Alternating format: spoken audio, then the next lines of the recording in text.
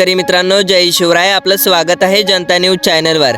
शेतकरी मित्रांनो, आज दिनांक 21 जून 2026 रोजी आज आपण अत्यंत महत्त्वाची बातमी बघणार आहोत. कारण खरीप पीक विमा योजना 2026 याची खूप मोठी अपडेट समोर आलेली आहे शेतकरी बांधवांनो. त्यामुळे व्हिडिओ शेवटपर्यंत नक्की पहा शेतकरी बांधवांनो. हो, चॅनलवर नवीन असाल तर नक्की सबस्क्राईब करायला विसरू नका आणि बेल आयकॉन दाबा. आजचा व्हिडिओ सुरू करण्या अगोदर एक छोटं मनापासून सांगायचं आहे तुम्हाला, आपला चॅनल आता हळूहळू पुढे जात असून जवळपास प्रत्येक शेतकरी मित्र आपल्या चॅनलशी जोडला जातोय आणि सबस्क्राईब करत आहे.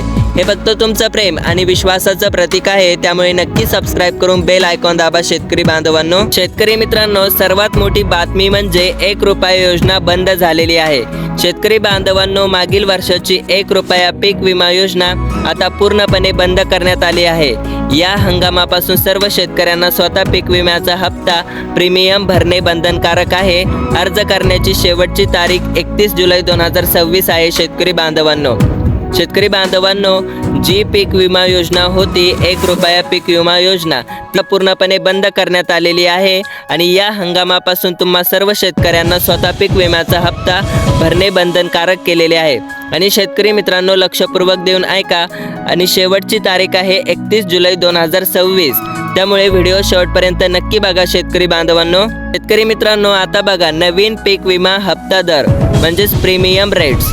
नवीन नियमानुसार वेगवेगळ्या पिकांसाठी शेतकऱ्यांना खालील प्रमाणे निश्चित केलेला हप्ता स्वतः भरावा लागणार आहे शेतकरी बांधवांनो. शेतकरी मित्रांनो, आता बघा हंगाम म्हणजेच पिकाचा प्रकार आणि शेतकऱ्याचा हप्ता प्रीमियम. महत्त्वाचा तपशील आता आपण लगेच बघूया. खरीप पिके कांदा, सोयाबीन, कापूस आणि इतर धान्य. आता शेतकऱ्यांचा हप्ता बघा 2% आणि महत्त्वाचा तपशील चालू खरीप हंगामातील सर्व मुख्य पिकांसाठी लागू आहे शेतकरी मित्रांनो. आता रब्बी पिके म्हणजेच गहू, हरभरा, हळद याला आहे 1.5% आणि पुढील रब्बी हंगामासाठी लागू असणारा दर आहे शेतकरी बांधवांनो.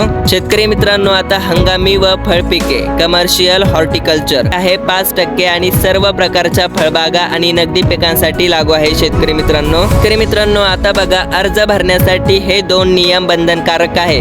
कोणते 2 नियम आहे ते आपण सविस्तरपणे जाणून घेऊया शेतकरी मित्रांनो. त्यामुळे व्हिडिओ लक्षपूर्वक देऊन ऐका. या वर्षी पीक विम्याचा फॉर्म भरताना तंत्रज्ञानाचा मोठा बदल करण्यात आलेला आहे.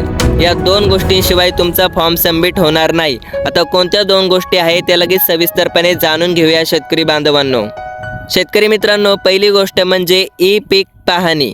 आपल्या 7/12 चालू हंगामातील पिकांची नोंदणी ई पीक पाहणी ॲपद्वारे केलेली असावी.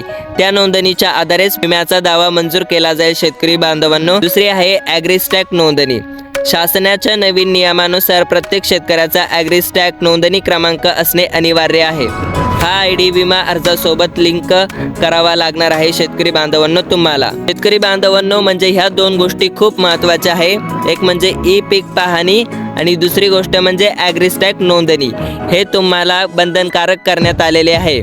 त्यामुळे तुम्ही ई पीक पाहणी आणि ॲग्रिस्टॅक नोंदणी करून घेणे खोरीचे आहे. त्यामुळेच तुमचा फॉर्म सबमिट केला जाईल, अन्यथा तुमचा फॉर्म सबमिट होणार नाही शेतकरी मित्रांनो. आता तिसरी गोष्ट बघा, नुकसान झाल्यास दावा क्लेम कसा करावा. बघा, अतिवृष्टी, पूर किंवा वादळामुळे शेतात पाणी साचून पिकांचे नुकसान झाल्यास क्लेम करण्यासाठी वेळेची मर्यादा खूप कडक करण्यात आली आहे. 12 तासांची कडक मुदत. नैसर्गिक आपत्तीमुळे पिकांचे नुकसान झाल्यास 12 तासांच्या आत विमा कंपनीकडे अधिकृत क्लेम नोंदवणे बंधनकारक आहे.